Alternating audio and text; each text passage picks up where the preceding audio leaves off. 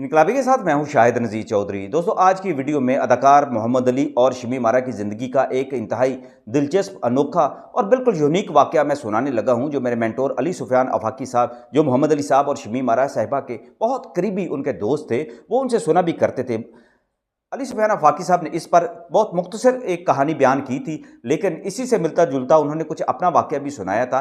दरअसल ये वाक़या जो था अदाकार मोहम्मद अली और शमीम आरा की ज़िंदगी का एक ऐसा वाक़या था, ख़ास तौर पे उस दौर में जब शमीम आरा और मोहम्मद अली एक दूसरे के बहुत ज़्यादा करीब थे और उनकी मंगनी भी हो रही थी। उसी दौर में मोहम्मद अली साहब की फ़िल्म आग का दरिया जो थी वो रिलीज़ हुई थी और उसमें मोहम्मद अली साहब जो थे सुपरस्टार बनकर उभरे थे। हालांकि इस फिल्म में भी उन्होंने विलन का किरदार अदा किया था, एक डाकू का जो रोल अदा किया, तो उसके नतीजे में पूरे पाकिस्तान में सिंध से लेकर पंजाब और बलूचिस्तान और सरहद के अंदर भी उस दौर में KPK को सरहद का जो सूबे का नाम दिया जाता था, वहाँ जितने भी डाकू थे वो सारे के सारे मोहम्मद अली साहब के फ़ैन हो गए थे। आम पब्लिक तो उनकी फ़ैन हो गई थी। उन्होंने जो डाकू का रोल अदा किया था वो एक यादगार बन गया और उसके बाद मोहम्मद अली साहब पाकिस्तान के एक सुपरस्टार एक्टर के तौर पर उभर कर सामने आए थे। पाकिस्तान में जो आग का दरिया, जो मोहम्मद अली साहब की जो फिल्म थी, ये बड़ी सुपरहिट फिल्म बनी थी। इसकी कहानी जो थी रियाज शाही साहब ने लिखी थी और इसके जो हदायतकार थे हुमायूं मिर्ज़ा थे। हुमायूं मिर्ज़ा इस हवाले से बड़ी दिलचस्प बातें जब आफाकी साहब के पास आया करते थे नवाई वक्त में, तो वो अक्सर ये बातें भी सुनाया करते थे, ऐसी बातें भी जो कहीं लिखी नहीं जाती थी, लेकिन ये चूंकि सीना गज़ट की बातें होती थी, जो सीना बसीना आगे चला करती थी। तो जब मैं उनके पास बैठा करता था, उनको चाय पिलाया करता था, उनकी सेवा किया करता था, नवाई वक्त में साथ बैठ के उनकी बातें सुना करता था, कभी कभी कुछ पॉइंट्स भी मैं लिख लिया करता था उनकी बातों के, तो वो अक्सर ये बात भी किया करते थे कि मोहम्मद अली साहब का ये जो किरदार है उनकी ज़िंदगी बचाने के लिए और शमीम आरा की इज्जत बचाने के भी काम आ गया था।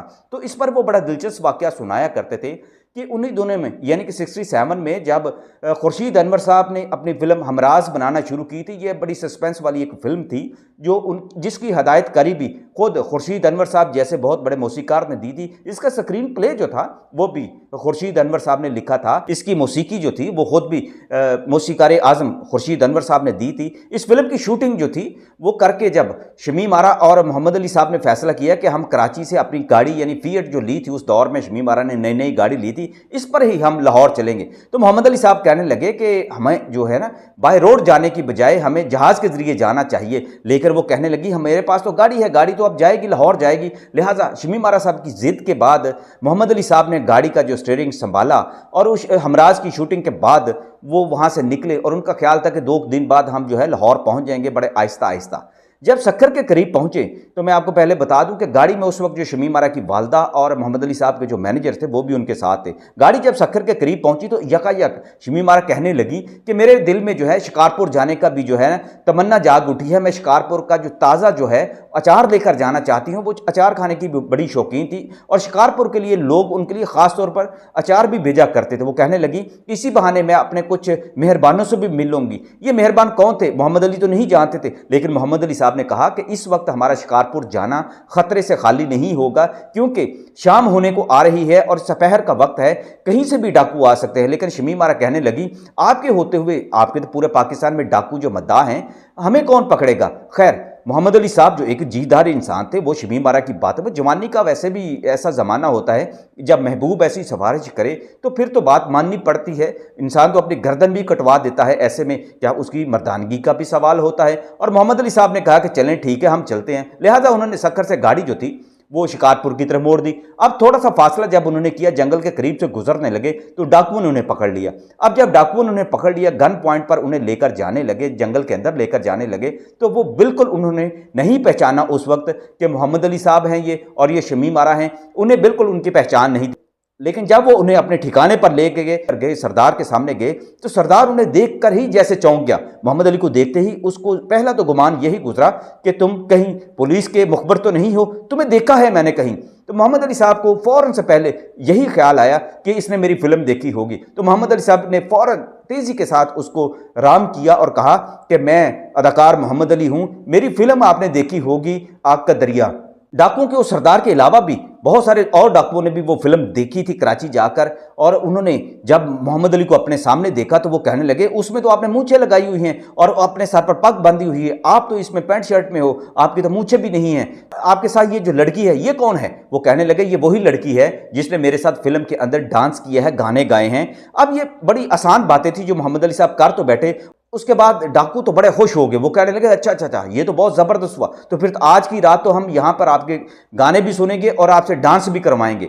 अब ये ऐसी बातें थी जिसके बाद शमीम आरा का बहुत बुरा हाल हो गया, वो रोने लग पड़ी। मोहम्मद अली ने उन्हें दिलासा दिया और कहा कि आप थोड़ा सा तहम्मुल करें, मैं इनके साथ बातचीत करता हूं, मुझे यकीन है कि ये हमारी जान नहीं लेंगे और ना ही हमें लूटेंगे और हमें जाने देंगे, मुझे अल्लाह पर अपने बड़े यकीन है कि ये हमें कुछ नहीं कहेंगे। मोहम्मद अली साहब ने अपना कॉन्फिडेंस जो था वो पूरे का पूरा कायम रखा और उसके बाद उनके सरदार के साथ जो बात हुई, सरदार से वो कहने लगे कि देखिए आपने मेरी फिल्म देखी है और उसके मैं आपको डायलॉग सुना सकता हूं जिससे आपको यकीन हो जाएगा कि मैं ही मोहम्मद अली हूं। मोहम्मद अली साहब ने उनको अपने डायलॉग सुनाए काफ़ी सारे। वो कहने लगे ये तो साबित हो गया कि आपने इस फिल्म में काम किया था और आपने जो काम किया था उससे तो हमारे डाकुओं का जो नाम है बहुत निकला है, आपने तो हमारी इज्जत बढ़ा दी है।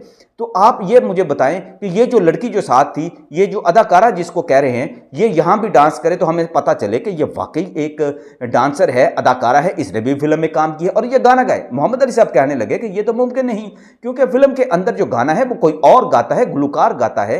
ये अदाकारा जो होती है ये गाना खुद नहीं गा सकती, ये परफॉर्म करती है। मोहम्मद अली साहब ने उनको फिल्म की तकनीक समझाने की कोशिश की, लेकिन बड़ी मुश्किल के बाद जाके उस सरदार को इस बात की समझ आई कि वाकई ये जो अदाकारा है ये गाना नहीं गा सकती। वो कहने लगे अच्छा चलो गाना तो नहीं गा सकती लेकिन ये हमें डांस तो करके दिखा सकती है। उस रात सरदार साहब ने कहा कि आप अब हमारे मेहमान हैं, बड़ी इज्जत के साथ हम आपको रखेंगे, लेकिन सुबह आपको जाने देंगे, लेकिन आज हमारे यहाँ भी आप एक फिल्मी माहौल जो है हमारे लोगों का भी दिल बहलाएं और यहाँ कुछ करके दिखाएं। हुमायूं मिर्जा बताया करते थे कि शमीम आरा से उस रात फिर डाकुओं ने वहां पे रक्स जो था वो करवाया था, लेकिन प्यार मोहब्बत के साथ। लेकिन शमीम आरा डरती रही कि हो सकता है कि सुबह जब हो तो ये हमें जाने ना दें और तरह की फरमाइश कर दें और उनकी इज्जत को जो है वो खतरा जो है लाहक हो जाए। शमीम आरा सारी रात वो सो नहीं सकी थी, लेकिन मोहम्मद अली साहब ने उनको दिलासा दिया, उनकी वालदा को दिलासा दिया और उन्हें गारंटी दी और दोबारा से सरदार से बात की कि ये बहुत खौफजदा है तो आप इनको खुद दिलासा दें। तो डाकुओं ने खुद अपनी बीवियों को शमीम आरा के पास भेजा और उसे तसल्ली दी कि हम आपको कुछ नहीं कहेंगे। अगले दिन शमीम आरा साहिबा को और मोहम्मद अली साहब को जंगल से निकाला गया और वो वापस जब लाहौर पहुंचे तो पहले तो उन्होंने इस बात का जिक्र नहीं किया, लेकिन फिर जब हुमायूं मिर्जा साहब तक ये बात पहुंची तो उन्होंने दूसरे लोगों से, खासतौर पर आफाकी साहब से भी इसका जिक्र किया। अब यहाँ जाते जाते मैं आपको एक और बात बताऊं कि शमीम आरा साहिबा ने अपनी ज़िंदगी में एक ऐसी ही एक कहानी खुद भी सुनाई थी प्रेस कॉन्फ्रेंस की सूरत में।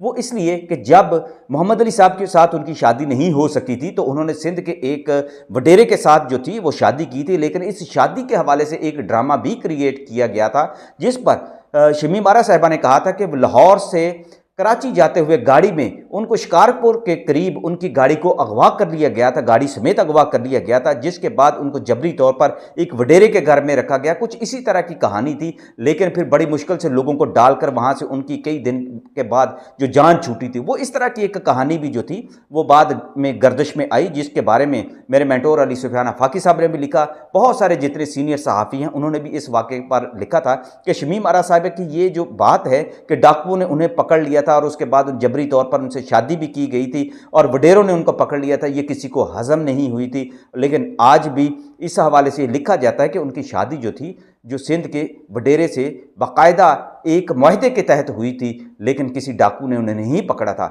लेकिन शमीम आरा की ज़िंदगी में शायद मोहम्मद अली साहब के साथ डाकुओं की पनाहगाह में गुजरा हुआ वो वक्त याद था, लिहाजा उन्होंने एक ऐसी ही कहानी इस हवाले से भी बना दी थी जो आज भी तारीख के सफ़हात में लिखी हुई है।